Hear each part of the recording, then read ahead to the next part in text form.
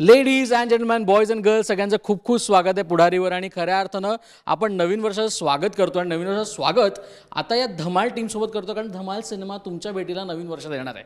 तर तुमच्या सगळ्यांचं खूप खूप स्वागत आहे. Come on, let's clap for the new year. Happy new year. आणि it is gonna be a Panchak new year असं आपण सगळे अपेक्षित करतो, कारण ट्रेलरला एवढा कमाल रिस्पॉन्स मिळाला ना आतापासून, कारण ट्रेलर लुकिंग आउटस्टँडिंगली डिफरंट. कसं काय आधी सगळ्यात पहिल्यांदा रिस्पॉन्स तुम्हाला ट्रेलरला मिळतो? अरे खूप भारी वाटतंय, कारण जिथे जाऊ तिथे लोक ट्रेलरबद्दल विचारत आहेत आणि फिल्मबद्दल विचारत आहेत. अवेअरनेस खूप वाढला आहे फिल्मचा, ते सगळ्यात महत्त्वाचं. मला वाटतं की फिल्म आजच्या काळात, आजच्या युगात, इन्फॉर्मेशनच्या युगात इतके आपल्याला कॉन्टेंटचे ऑप्शन्स आहेत, व्हरायटीज आहेत, डिजिटल प्लॅटफॉर्म्स इकडे तिकडे. Audience is the chooser today, आणि ते चूज करण्याचं प्रमाण एकच आहे, तो म्हणजे ट्रेलर. प्रेक्षक ट्रेलर बघून ठरवतो की ही फिल्म बघायची की नाही. त्यात कोणी असो कोणी नसो काही त्याला फरक नाही पडत. ट्रेलर कसं आहे, हे इंटरेस्टिंग वाटतं, काहीतरी वेगळं वाटतंय, चला हे जाऊन बघूया. That decision happens over a trailer. म्हणून एक फिल्म प्रमोट करण्यासाठी, फिल्म प्रेक्षकांपर्यंत पोहोचवण्यासाठी सगळ्यात महत्त्वाचं साधन म्हणजे ट्रेलर असतो, जो आपण सिक्सर मारलेला आहे आणि लोकांना तो आवडतोय. So fingers crossed. म्हणजे आता तुम्ही म्हटलं की कोणी असो कोणी नसो, पण तुम्ही खूप जण आहात सिनेमात, म्हणजे इतके जण एकत्र आरती एका सेटवर, म्हणजे वावरतानाच मजा ना, जातानाच मजा होती. काय सांगायला धमाल. मी एक छोटासा किस्सा सांगते. हे जेव्हा म्हणजे कसं हे कास्टिंगचं कसं मला इंटरेस्टिंग वाटलं, जेव्हा ही फिल्म बनत होती तेव्हा दीपा माहिती आहे जयाची बायको, ती घरी आली होती. आम्ही असेच गप्पा वगैरे मारतो, तेव्हा तिने मला सांगितलं होतं असं असं एक फिल्म करतोय जया आणि ही कॅरेक्टर्स आहेत. तर मला ॲज युजल खूप गोष्टी करायची आवड आहे, तर त्याच्यात मी म्हणाले होते हे इतकी कॅरेक्टर सगळा एकत्र बुके जमवायला काय मजा येईल, मला कास्टिंग करायला देशील का, मी जयाशी बोलते, मला खूप आवडेल. म्हणाले हां चालेल, बघ तुला इंटरेस्ट असेल तर करू, कारण की छान छान जरा लोक जमवता येतील. कट्टू नंतर थोड्या दिवसांनी जयाचा फोन आला, तेव्हा ही वॉज लाईक तुलाच कास्ट केलं या फिल्ममध्ये. तर या आणि ही लोक आहेत तेव्हा मला कळलं. So I was more than happy की या प्रोजेक्टचा भाग होता येते. आणि अर्थात त्याची प्रोड्युसर माधुरी दीक्षित आणि श्रीराम नेने हे होते, अजून चेरी ऑन द केक होता. सो पण त्या चेरी आणि त्या केककडे आपण येणार आहोत, पण त्याच्या अगोदर let's talk about the star cast भाई. म्हणजे मला आज त्यांनी ठरून आलेत की आनंद निगळे सर आज नाही आहेत असं आपल्याला जाणवायला नको, त्यामुळे आम्हाला खूप बोलायला मिळणार आहे. त्यांची पूर्ण सीट आणि त्यांच्या गप्पा ते रंगवणार आहेत. तर त्यांच्यासाठी पहिले टाळ्या आपण वाजूया. असं नाही, आनंदची जागा अशीच भरून काढणार. पहिले मी कानाला हात लावतेस तू गुरु आनंद निंगळे. आता बोला. कसं माहितीये, कास्ट म्हटल्यापेक्षा ना ही ना फॅमिली आहे ऍक्च्युली. म्हणजे जयाने जेव्हा एक एक पात्र सांगितले, मी सर्वात शेवट आलोय. त्या अगोदर हे सगळे झाले होते आणि दीप्तीने मला सांगितलं तुला माहिती आहे का कोण आहे. म्हटलं कोण आहे, कुल्फी खाताना शी मस्ट बी रिमेंबरिंग. तर मला सांगितलं आदिनाथ आहे, तेजश्री आहे, दिलीप काका आहेत, हे ते. मी म्हटलं ए बाई थांब, याच पिक्चर बद्दल बोलतोय ना आपण. हा एकत्र पिक्चर नाही ना का सिक्वल बिक्वल आत्तापासून डिक्लेअर आहे नाही. तर तेव्हा असं झालं की नाही ही एवढी कास्ट आहे. आणि जयाला मी फोन करून विचारलं जया जमणार आहे तुला. जया म्हणाला हो रे मलाही माहिती नाही आहे. पण एक्सलंट होतं वातावरण. म्हणजे आता मी बाप्पाला खूप मिस करतो, विद्याधर जोशींना. ते आता क्रिटिकली इल होते, ते आता बरे झालेत.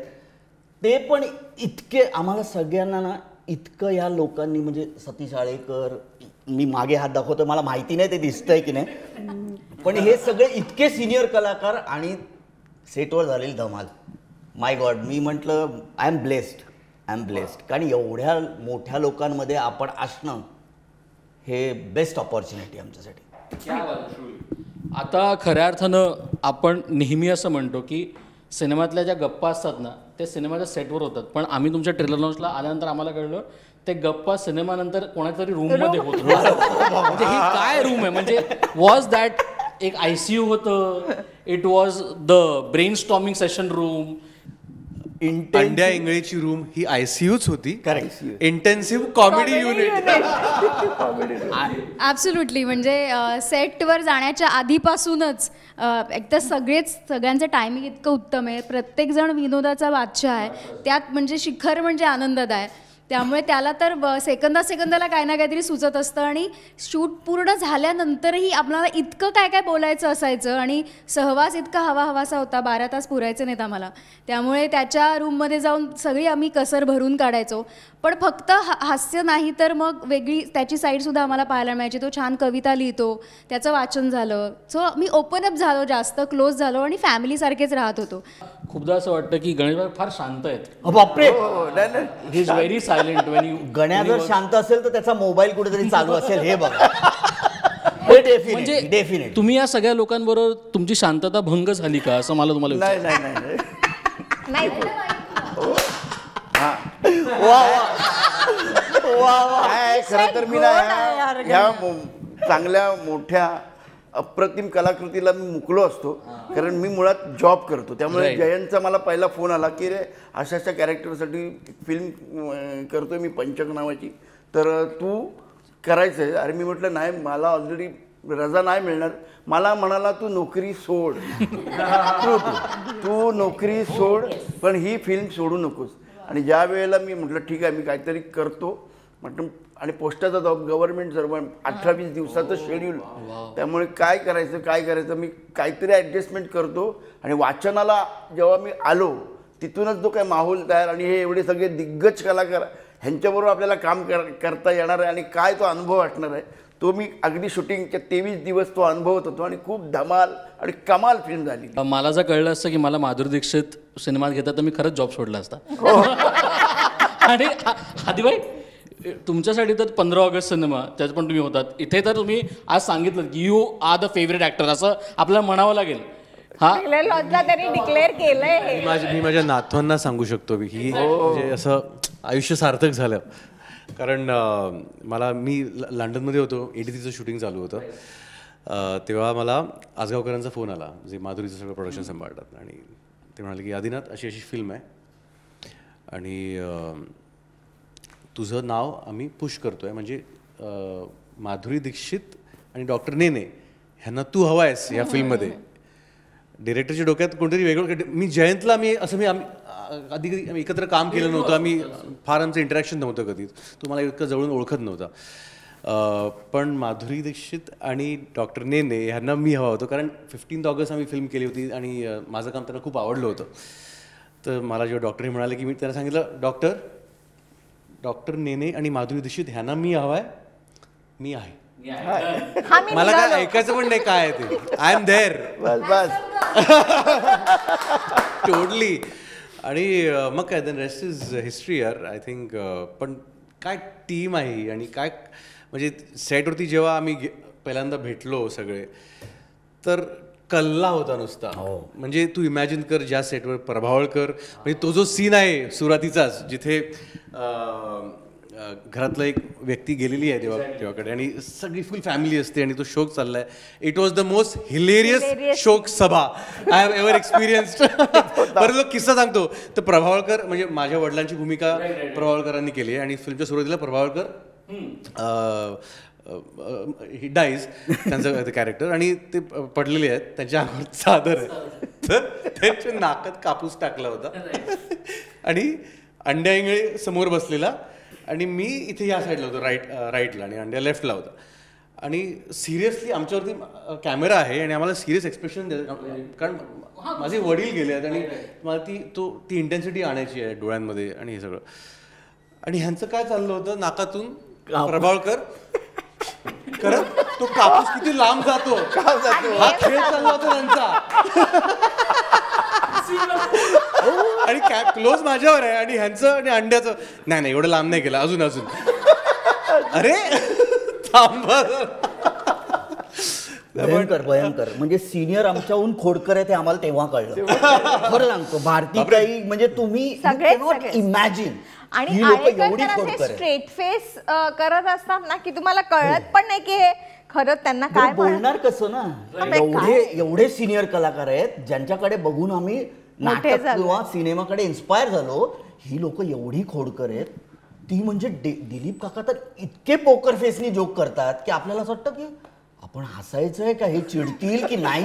बरं ते ना असेच असतात, काय यार? पोकर फेस पोकर फेस या नाही, आणि काही वेळेला ना हे तुमची खिल्ली उडवतायत का कौतुक करतायत का काय काय कळतच नाही.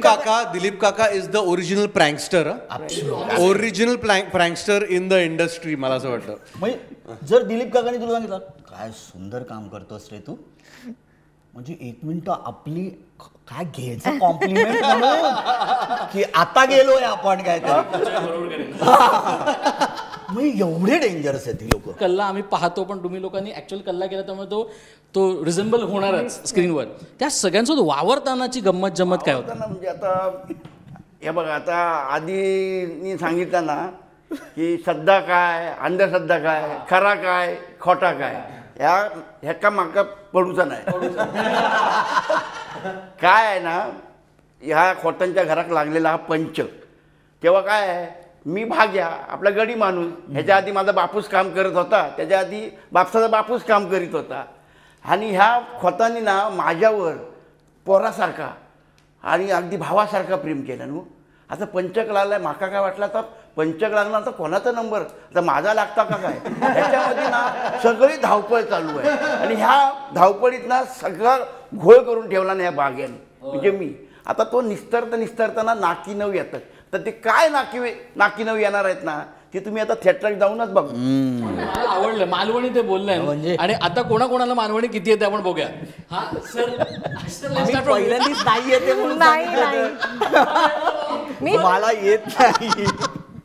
4 फिल्म्स केल्यात, त्याच्यात मी मालवणी कॅरेक्टर प्ले केलंय, पण आता माझी आई मालवणी आहे तरी मला अजून हा येत प्रश्न ना तू कधीतरी अंड्या इंगळेला विचार की त्याला किती मालवणी येतं, त्याने खूप शिकली. मी आता बस मी मालवणला जाऊन आलो आणि संदीप पाठक यांनी मला सांगितलंय कुठल्याही सर काय मरे काय म्हणे बस एवढं. एवढंच. तिथे कोच हाच होता, गण्याच होता माझा, काय हे वाक्य जरा मालवणीत करून दे पटकन. क्या बात आहे. पण मी असं ऐकलंय सगळे कलाकार होते, पण त्याच्यातला एक कलाकार एक पेट पण होता.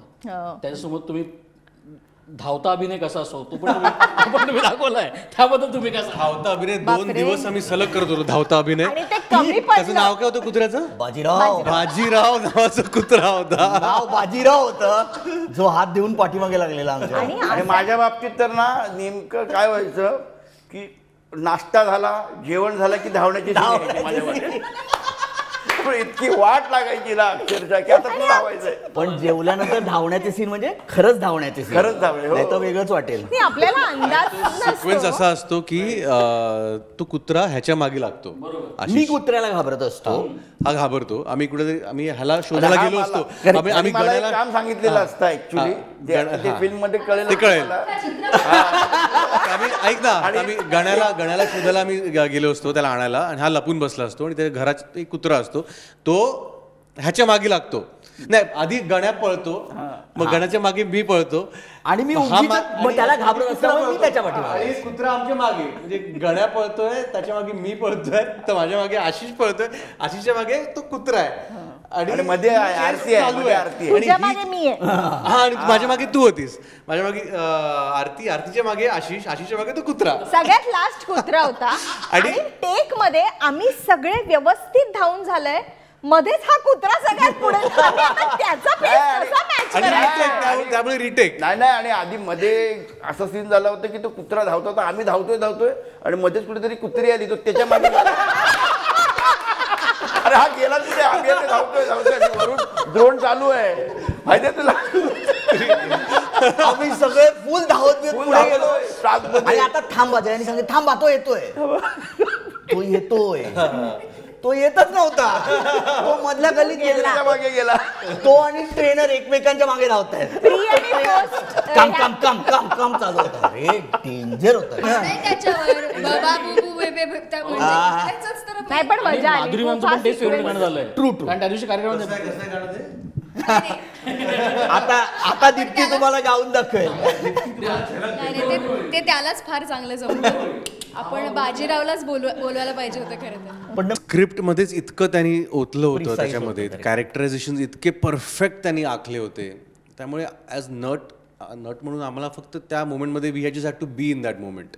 आणि कॉमेडी आपोआप सिच्युएशनमधून घडत गेला. कोणालाही कॉमेडी करावी लागली नाही, कोणालाही काही कॅरिकेचर कारण की ती सगळी सिच्युएशन खोतांच्या फॅमिलीसाठी अत्यंत ट्रॅजिक आणि खूप भीतीदायक आहे सगळं, पण तुम्ही ते एन्जॉयच करणार आहे. 100% एंटरटेनमेंट असणार आहे तुमच्यासाठी. भीतीला पण एक काय म्हणजे विनोदाची झालर असले काय गंमत असते बघा. म्हणजे जे समोरच्याला भीतीदायक वाटते ते माझ्यासाठी खूप कॉमेडी आहे.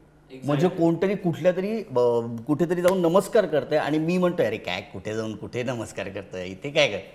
ह्याचं जे मधली लाईन आहे ना, थिन लाईन, दॅट इज पंच. म्हणजे द बेस्ट पार्ट म्हणजे कॉमेडी हे मी एक शिकलो आहे अनुभवातून, डिरेक्टर्सकडून, सगळ्याकडून, की स्क्रिप्टमध्ये जर सिच्युएशनल कॉमेडी छान पद्धतीने व्यवस्थित मांडली असेल तर तुम्ही ती जेवढी जेन्युअनली ऑनेस्टली तो सीन कराल, कॉमेडीचा अटेम्प्ट न करता, तेवढी ती सिच्युएशन अजून हिलेरियस वाटते.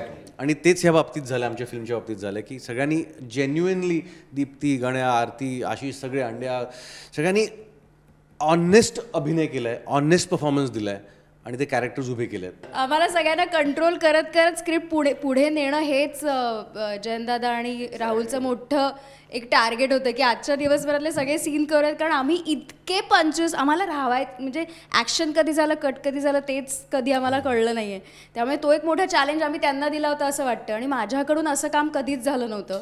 आणि त्याच्या आधी नुकतंच नाळ केला होता, तो सगळा सिरियस ॲटमॉस्फिअर होता.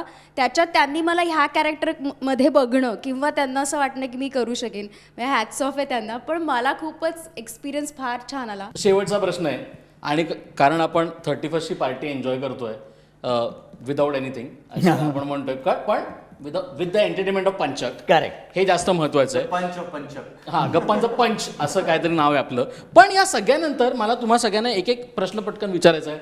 हे वर्ष खऱ्या अर्थानं मराठी सिनेमासाठी मस्त गेलंय, अनेक सिनेमे चालले. तुमचा आवडता सिनेमा आणि तुमचा आवडता या वर्षीचं एका कलाकाराचं काम कोणतं होतं? Let's start from Ashok. बापरे. मराठी. मी आता नाळ 2च म्हणेन, कारण दीप्ती सहकलाकार आहे. मी बोललोय. प्रत्येक वाक्यात नाही गरजेचा. नाही, पण खरंच चांगलं झालं तर चांगलं आहे. बरं, बाकीच्या याच्यात मी काम केलेलं नाहीये त्यामुळे मला माहिती नाही. आरती?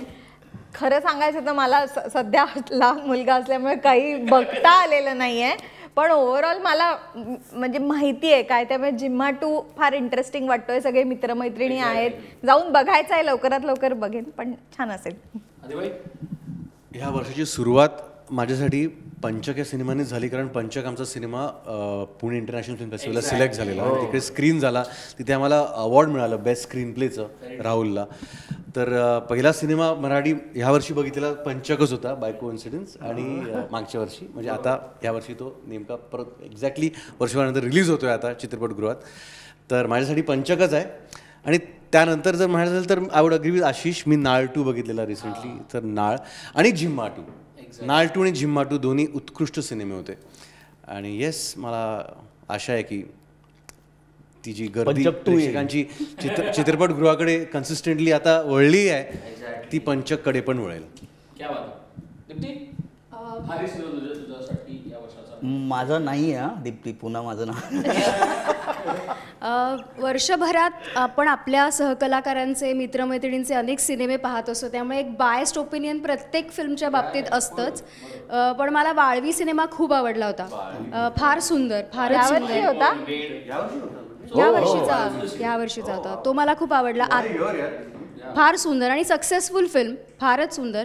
आत्म पॅम्पलेट मला भयंकर आवडला. विदाऊट सेईंग नाळ, कारण बायस्ड आहे मी, मला त्याची धाटणीच सगळी आवडते सुधाकरसाठी.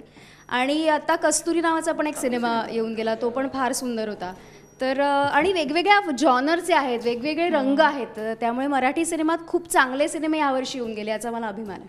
तर माझा फेवरेट डिरेक्टर आहे परेश मोकाशी, आणि त्याच्यानंतर मला असं वाटतं ते जयंत आणि राहुल हे त्यांच्याकडे काम केल्यानंतर ते आता माझे फेवरेट झालेले आहे. त्यामुळे वाळवी ही माझ्यासाठी खूप छान फिल्म मला म्हणजे वाटली आणि खूप सुंदर फिल्म आहे. एक वेगळा विषय त्यांनी मांडला आहे. क्या बात आहे. तर त्यामुळे खूप खूप धन्यवाद आज इकडे आल्याबद्दल, वेळ काढून तुम्ही आलात, कारण आता पंचक आहे and it's gonna be a new year with Panchak. So was the plan आदिभाई? ह्याच्यानंतर आता डायरेक्ट चित्रपटगृहात भेटू आम्ही प्रेक्षकांना, कारण ट्रेलरची उत्सुकता आहेच प्रेक्षकांमध्ये आणि आम्हाला सोशल मीडियावर सगळीकडे लोक विचारत आहेत फिल्मबद्दल आणि तर आम्हाला खात्री आहे किंवा आशा आहे तीच गर्दी आणि तीच उत्सुकता आम्हाला चित्रपटगृहात लोकांकडून मिळेल. त्यांची प्रतिक्रिया आता बघण्यात आम्ही इंटरेस्टेड आहोत. सो थिएटर व्हिजिट्स आम्ही करणारच आहोत, तर भेटू चित्रपटगृहात. क्या बात आहे. So let's hear it for Panchak once more. Come on. Super. आणि मला असं वाटतं की कारण मी ह्या शोचं जो खऱ्या अर्थानं सांगता असते ना ती मला खऱ्या अर्थानं त्या वाक्यांनी करायची होती. आता कोणाचा नंबर. तर आपण सगळ्यांनी वेगवेगळ्या टोनमध्ये आता कोणाचा नंबर म्हणायचं. Come on. आणि this you should do it with the audience also. Okay sir let's do it. Who will start? हां आपण ते स्टार्ट तिकडून केलं. सगळं लेफ्टनी. अच्छा सर दोनदा म्हणावं लागेल. वेगवेगळ्या टोनमध्ये. ओके. आता कोणाचो नंबर? क्या बात आहे. सुपर. भारती. आता कोणाचा नंबर? आता कोणाचा नंबर? क्या बात. वा आम्ही नेक्स्ट आता कोणाचा नंबर? ये वा. आता आता आता कोणाचा नंबर आलेला आहे. आणि आता कोणाचा नंबर पाहायचा असेल तर तुम्हाला सिनेमागृहात जावं लागेल. Thank you so much guys. आणि या सिनेमासाठी आपण म्हणूया गणपती बाप्पा. थँक्यू.